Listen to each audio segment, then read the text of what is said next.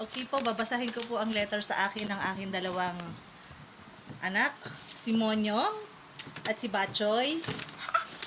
Ang sabi po dito, ito mami, from daddy, kuya, bunso, happy 43rd birthday, mami. We love you so much, mami. Sorry sa pagpapasaway namin sa inyo ni daddy. Promise, magiging mabait na kami ni Jadon at hindi na kami magpapabili ng toy.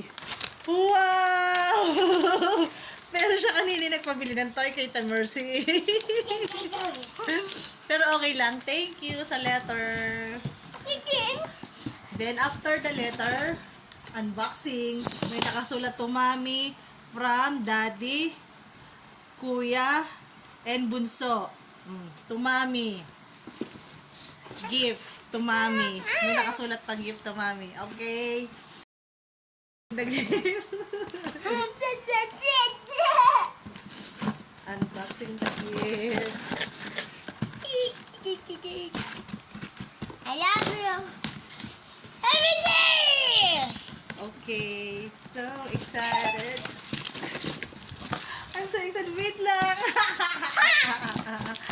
And then, the gift is